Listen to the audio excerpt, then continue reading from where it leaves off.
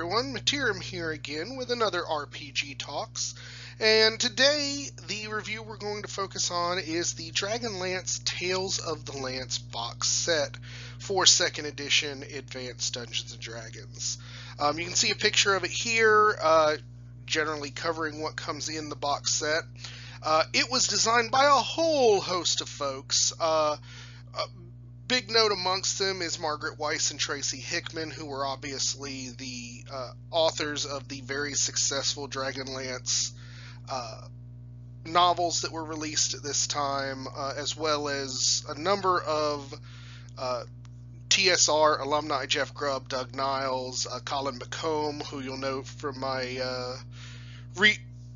previous review of the Complete Elves Handbook. So it was published by TSR in 1992. Original purchase price for this box set was $20 American. You can go online right now and find it, depending upon condition, between $20 and $40. Now, this is a particular favorite of mine. At least it was when I bought it. We'll see if it holds up under a modern eye. I actually bought it pretty much back when it was brand new, so I've had this particular box set for so long that I actually had to replace the box for it because the box had disintegrated. Now, the other thing I want to focus a little bit on here is this is not necessarily the most beloved box set out there. Even amongst Dragonlance fans, just due to how much it was perceived that this set changed and altered information that was presented in the Orange Spine hardback Dragonlance Adventures, which came out basically at the switchover between 1st and 2nd edition. I'll be honest, I'm not going to really focus on that particular facet. They do notes in here some kind of changes that they made, and they draw attention to it, kind of in a self-aware manner. There's a section in the very front that talks about the lost notes of Sir Tracy, obviously referring to Tracy Hickman, and they describe sort of a fix to the timeline that was incorrect in previous information. So they kind of knew what they were doing. They were cutting a lot of the kind of crazy stuff and putting everything in line. And for what it is, it certainly accomplishes that, I think. So, just in general, looking at the set contents, the primary book in it is the World Book of Ansalon. That is the primary continent on which the Dragonlance novels and what have you take place. And it's broken down pretty much like you would expect it. Goes through a history of Krynn, the world of Dragonlance. Talks about the geography, which I actually like, less so for the information it contains and more for the organizational structure. It gets everything kind of broken down into bullet points of the country, has a black and white map in the book of that area, the capital, the main populace, the languages, government types, who runs the place, with general combat stats for those folks, and then just a couple of little blurbs about geography, climate, politics, and trade. I'm drawing so much attention to this section because I love that setup, and it's actually what I borrowed to write my homebrew world, so I got a lot of use out of that. Goes through the various races, including the often hated Gully Dwarves and Kender, but it also includes Minotaurs as a playable race, as kind of a base race, as well as a special type of shape-shifting ogre called the Irda. Then it goes over a few classes. There's definitely some changes to some of the classes, wizards being the most noticeable. Goes over the gods, gives you a little bit of a blurb on each god, plus the information in terms of granted powers and spheres of influence to be able to play a priest to those gods. And then it has a section on monsters, special magic items, that sort of thing. Then there is a DM screen, which is excellent. I love the art on this thing. And it's really one of the most complete DM screens I can recall. I would actually probably still be using it if I hadn't worn it out to the point where I don't think it really stands up anymore.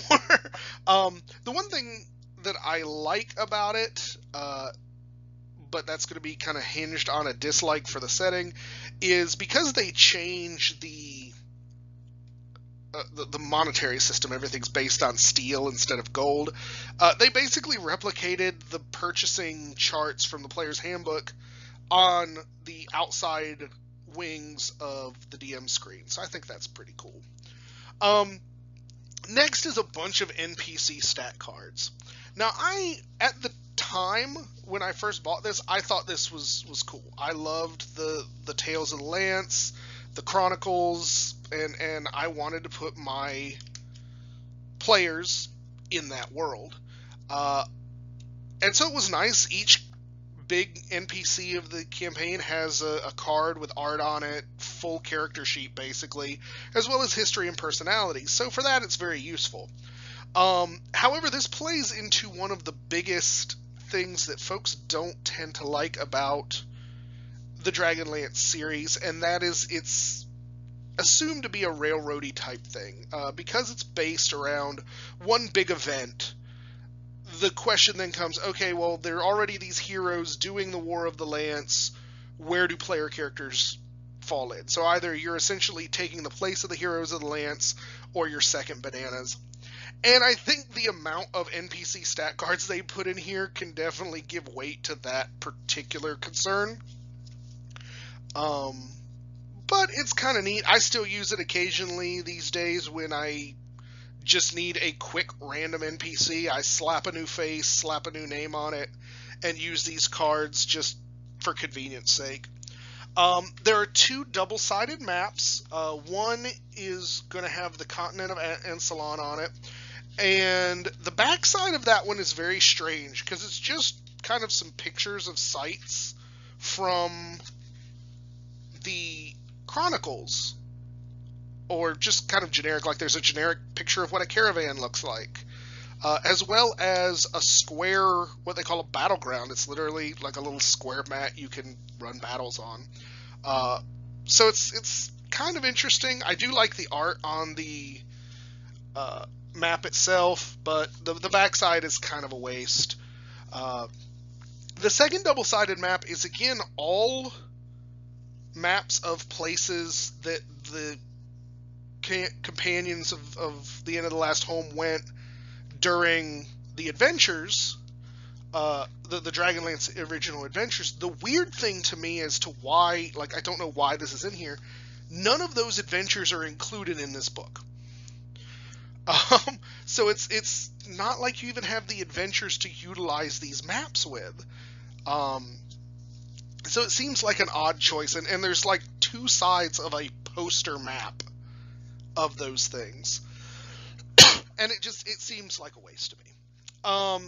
Then is a set of what they call Talus cards. These are little tiny cards, and by little tiny I mean they're about an inch across and maybe 2 inches up and down, that look like tarot cards.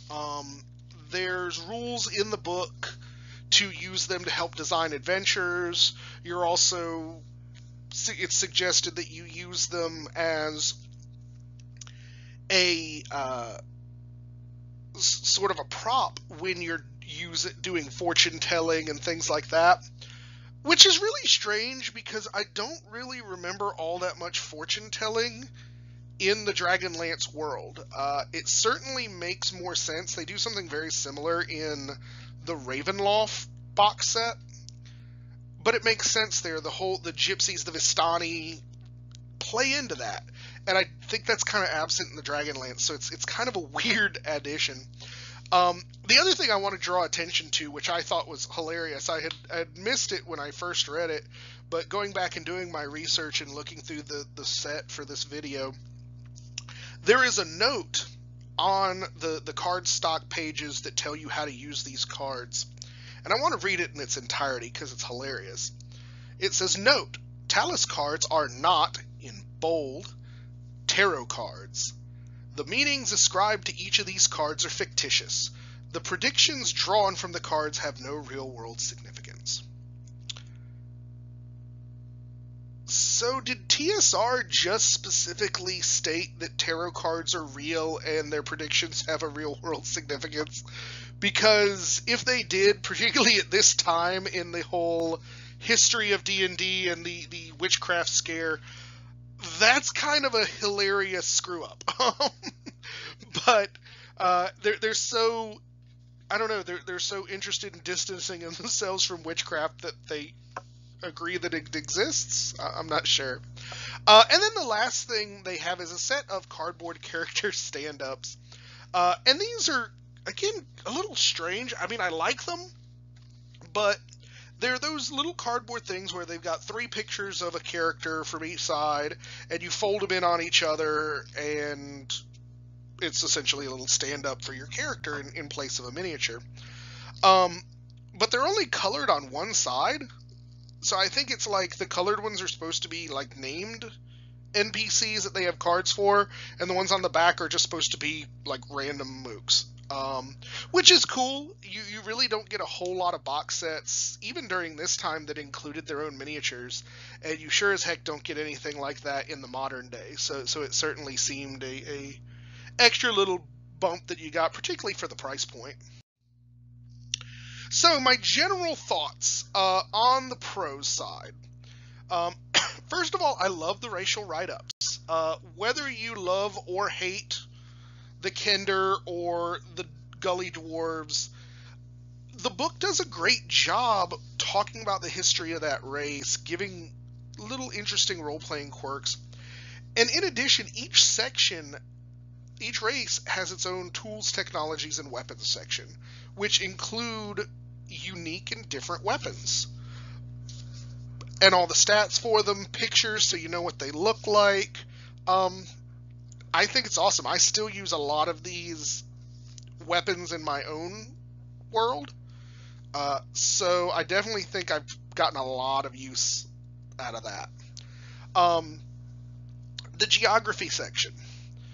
Each place is giving kind of a general overview, which I like because it gives you enough to get a feel for the place without bogging you down in information. It still feels to me that the map is somewhat open, because even the places that they spell out, at least at this point in time, I mean, like Forgotten Realms, the books and whatnot eventually kind of bury Dragonlance under too much, so that there's almost no room for campaigns, in my opinion.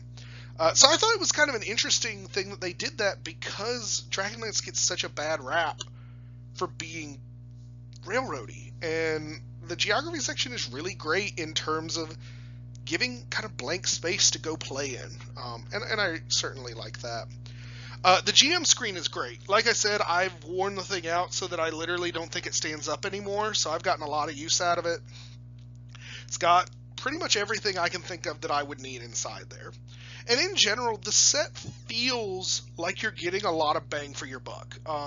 Even though the book itself, the World Book of Ansalon, feels relatively small, it clocks in at 176 pages, but all the little add-ons certainly make for 20, 25, 30 bucks if you get it on the secondary market. It feels like you get a lot for that. In terms of cons, I think the Talus card system is a complete and total fail across the board. It doesn't feel like it fits in the setting. It feels a little gimmicky. Not to mention, they're so small that you punch these things out and you're going to lose them. That's just going to happen. So I'm generally not on side with the Talus, which, and while I was thinking about that, it makes me kind of wonder what the heck Dragonlance's things with cards is. Because after the Dragons of Summer Flame book came out and they went to the 5th age or whatever it was all card-based, like under the Saga system. So I guess in TSR's eyes, Dragonlance and cards go together, but I don't think that fits at all. Number 2 is more of a complaint about the setting. Steel as a basis for coinage is just as silly now as it was 25 years ago. They give this argument that, oh, since the cataclysm, it's a dangerous world, and so steel is more valuable than gold. If that were even remotely true, nobody would be wasting the steel to make coins. They would be making the weapons that they require out of it. So it's just stupid. I don't like it. I never did. And the last thing is more of a formatting issue. The monsters section is very hard to read. They kind of cram all of the stats that you need in about 3 lines, and they even include strength, dex, con, like the 6 statistics in them, which to my knowledge is the only time in any of the major productions that they've done that. I mean, in general, in 2nd edition AD&D, you didn't really need stats, those particular stats, for monsters. They just didn't really operate on those same rules. So it just seems like it's a lot of mechanics packed into a little bit, and then a little blurb of information, and very, very few pictures.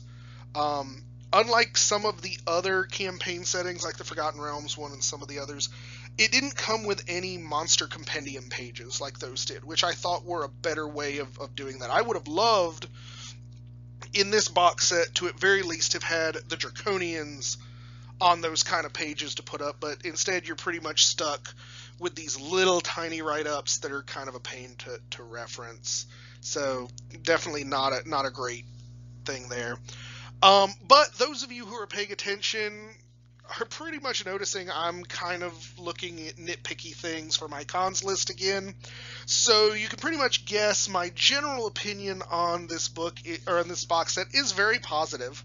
I would certainly say it's still in the strong B to B plus range in terms of the general thoughts on it. Certainly worth $20, if nothing else, for the reading, the DM screen, and some of the other benefits. So I definitely say, if you can find it, go out and get it. It's a great book. If you like Dragonlance, it's certainly one of the best jumping off points, I think, despite your diehards thinking that this is retconning stuff. I don't think that you should sweat it that hard. It's a good product. Obviously, a lot of folks' labor went into it, and I think it certainly shows. So definitely go out and get it if you have the opportunity, and enjoy some Dragonlance. So thanks everybody for watching this review. Please like and subscribe. Like the video and subscribe to the channel. I'm going to be doing more of these reviews, as well as our show, Narrations and Lamentations with the Materia and the Boys, where we're just going to get together and talk about gaming topics. So there's a lot of stuff here for anybody who is interested. So thank you guys again for watching, and we'll catch you on the next one.